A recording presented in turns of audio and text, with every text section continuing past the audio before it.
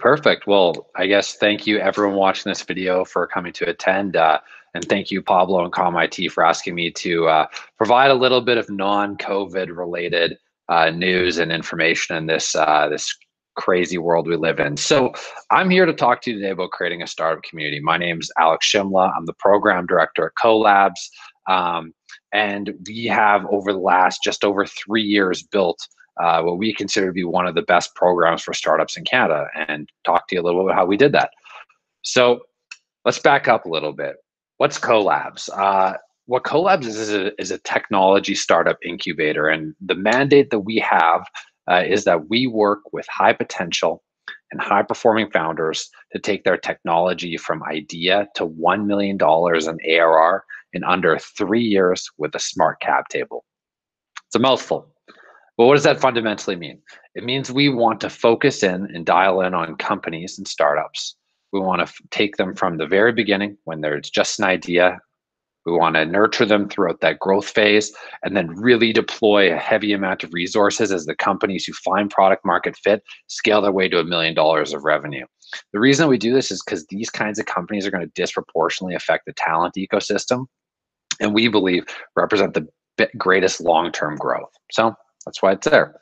Now, how does that look like? So this is the Co.Labs funnel, and the easiest way to think about this is that it starts with community. So community are regular monthly events we host to generate awareness on, not just the startup community that we operate in, but also other parts of the community, like scale ups. If they're doing things, if we find an incredible mentor, we'll bring them in. And through that, we generate awareness. And through that awareness, we have about 200 startups that reach out to us annually, or rather 300 people who may or may not have a startup that reach out to us annually. Now, this could be all the way from, hey, I didn't hear about you. I now know about your programs. I want to talk to. Hey, me and my friend had an idea. We're hoping to do it, and I'd love to know what you guys can do. From that 200 people, about 25 will come into our first program called Co-Launch. Co-Launch, nice and simple. It's a 3-month mini accelerator program designed to help founders get the skills they need to run startups. So this isn't focused on the business model necessarily specifically. It's focused on making sure that these people have the skills to lead tech companies, because the math tells us that not all tech companies are going to be successful. It's just the nature of the beast. And what we are trying to do here is that even if they have to change their idea, even if this idea is entirely the wrong one and they have to start with something new, by the time they get to the idea that works, they'll have all the skills necessary to be able to start that. And they don't need another program to go through. They get all the fundamental skills. Now, from Co-Launch, we then have Co.Labs, which is the namesake of our incubator. Co.Labs is a 15 to 18 month program designed to help those companies go from idea to product market fit. After they find that product market fit and are able to, either generate significant enough traction or user traction, revenue traction, whatever that may be, or raise significant investment, they go into co-lead, where we really double down on making sure that those companies are able to scale their way to that $1 million threshold. Now, as you see, if you look on the right-hand side of that funnel there, my video is probably mirrored, so maybe this is my left hand in the video, but the 200 going into 25 companies who get into Co-Launch, which we run twice a year. And out of those 25 companies that go through Co-Launch, about 6 will come into Co.Labs. Out of the 6 that go into Co.Labs, and including the previous companies, we estimate that 3 annually will go into Co-Lead, which means that every year, starting in our 3rd year, which will be this year, we anticipate that we'll have 1 company graduating out at that $1 million mark. Again, at that point, the company can grow much more sophisticated, or can become much more sophisticated. They can grow much faster because there's that baseline to start jumping the ship. So that's what we do. But what I'm here to talk to you about today is creating a startup community and how we necessarily did that. So you don't accidentally get 200 people reaching out to you a year asking about startups. There's a method to the madness, and part of it is positioning Co.Labs, which again is an independent not-for-profit, kind of in the middle of a bunch of amazing people and things that are already happening, and just centralizing that knowledge hub. So there's testing assumptions, there's leveraging ecosystem players, and there's creating a culture of success. And the reason that this graphic exists is because they actually all bleed back into each other. There's not necessarily one thing that has to happen first and has to happen second, has to happen third. The process is a little messy, and there's lines going all over the place, but fundamentally they all power each other to start continually improving. So the first one that we have is the testing assumptions. So what we did and what we kind of professed when Co.Labs opened, when it was Jordan and myself, Jordan the executive director, sitting on the table, is we wanted to be the best startup in Co.Labs. So even though we were helping startups and our mission and mandate was to get them to be successful, we always had an internal competition going on of, how can we be the best startups? And what I mean by that is that we rapidly iterated our programming. The programming and the resources that we offered to startups at day one are dramatically different.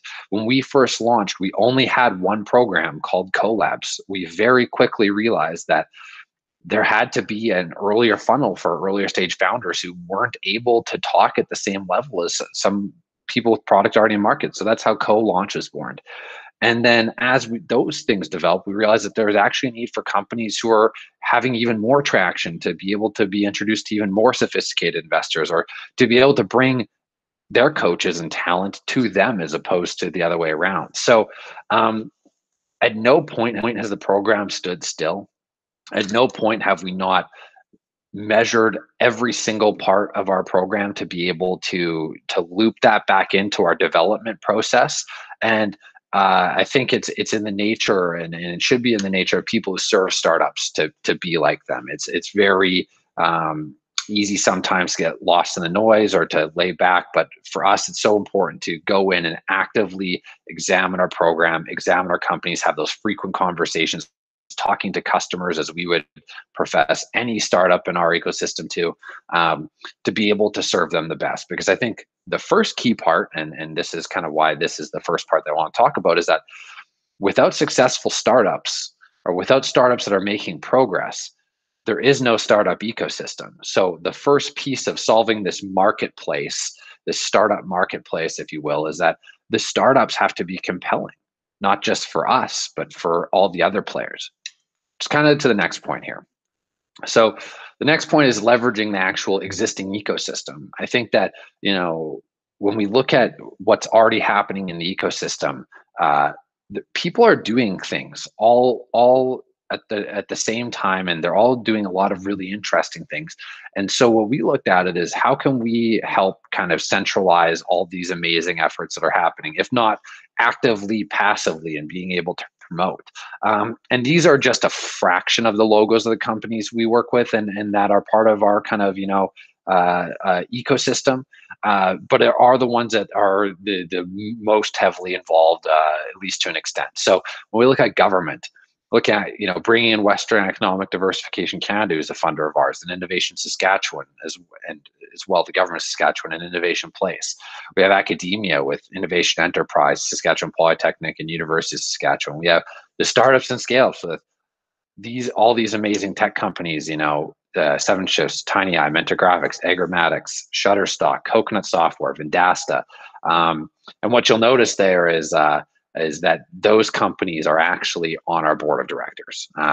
It was not an accident that when we were developing Co.Labs, the first question is, we want a board that has expert authority and that understands how to build startups. So the people that are on these companies, we ask to be on our board of directors and set the basis for the ecosystem. Because once you see that the existing players and the people who are growing are part of an institution like Co.Labs, I think it reduces the skepticism that launching a new nonprofit like ours might have. We work with a lot of investors. This one I can't even. This would be 5 different slides all stacked on top of each other if I were to list them here. But everything from newly formed angel funds, of which there's been 4 formed in the last, VC funds, 4 that have been formed in Saskatchewan in the last year alone. Whether or not this is, VC funds from Toronto, San Francisco, Vancouver, you name it, or if it's angel funds on a more local level. We try and make sure that they have the access and to our companies and vice versa, so that we can again keep funneling this growth.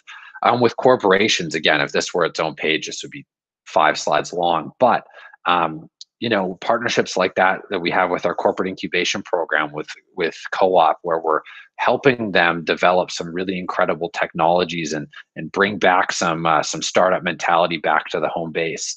And then working with service providers like McKercher and PwC, who each provide Co.Labs with 6-figure in-kind contributions to help our startups be able to do things like the accounting and legal work with, and not be an impediment to growth, but rather an additive.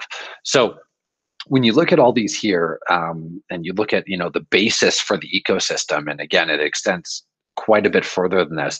Really, fundamentally, what it comes down to is that everyone wants to be part of the innovation equation. We see this across the board, and what Co.Labs' job to do is sit in the middle here and be a filtration system. It means that we deal with a lot of emails and a lot of different tones and a lot of different styles. But fundamentally, everyone kind of has their eye on the prize, which is more growth is better for everyone. Doesn't matter what part of this ecosystem you're in. More growth is fundamentally a good thing. And then so on to the last part, and this one's the nearest and dearest to my heart, because I think this is kind of part of the secret sauce of Co.Labs. To preface this, Co.Labs does not charge its startups anything to be in the program. So there's no monthly cost to have a space. There's no equity taken. It's a totally free to access program. But part of that, and the reason that we do that, is because we have to be and feel it is our duty and responsibility to be as transparent and honest with our startups and with our stakeholders as possible. And by complicating that relationship to be a fiduciary or a landlord leasee relationship, we don't believe to be a good thing. So essentially, the first thing is that we always will be entirely transparent with our startups. We will always tell them exactly what we believe, even though it is important to be empathetic with people who are starting startups, because it's hard. I mean, there's no dancing around that. It's incredibly difficult to start a company. It's incredibly difficult to do this. At the end of the day, not telling the truth to someone causes more long-term damage than being upfront, even when it's a bad thing. And so we always have that there. And stemming off that is an execution bias, which is that as companies accomplish more, we reward them with more things. And I think that's a natural way of doing things, where we want to double down on our winners, the same way that an investor or a VC would double down on the companies who are performing well, in the sense that if they, let's just use numbers here, if they raised $1 million and their check size was 250K, and then the company was now raising 4 million, that 250K check wants to keep going. There's company here that's, and obviously pending their valuation at each stage, but there's a company that's showing signs of traction and signs of growth, and that's where they want to be, because that's where returns lie, and we feel much the same way. And then the last piece of creating a culture of success that we feel like is part of this building and creating a startup ecosystem is actually kind of paradoxical, which is shifting the comparison lens away from being, look how good I am relative to other Saskatoon startups, or look how good I am relative to Co.Labs startups, or look how good I am relative to Regina or Moose Jaw or North Alfred or Prince Albert, wherever it may be in Saskatchewan, but rather, how do I compete on the global level? How do I compare myself relative to my peers, not just in my municipal ecosystem or my provincial ecosystem or even my country's ecosystem, but against the world?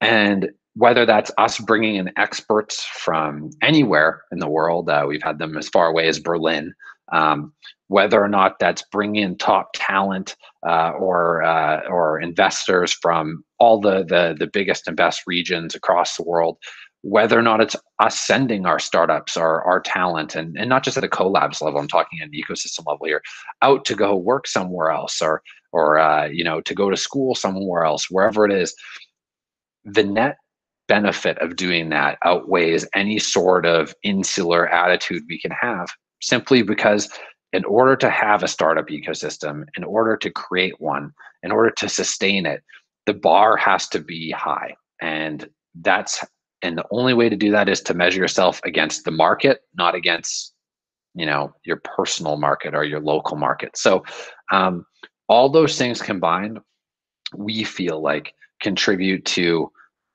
how we may have built it, but at the end of the day, we played a part in building it. As you saw, there's dozens, if not hundreds, of players, even just in Saskatchewan, who are all part of this equation. And I think that can't be understated. And our job is simply to keep cheerleading, to keep pushing, to keep coaching what we have locus of control over, to make sure that Saskatchewan and can be even more successful going forward. So that's all I have today. It was an absolute pleasure to talk to you in a recording that you will hear later. And if you have any questions at all, my name is Alex Shimla. His last name's kind of spelled funky. It's Shimla. If you want to add me on LinkedIn, send me a message. I'm always happy to connect. Hope you all have a great day. Thanks. Bye.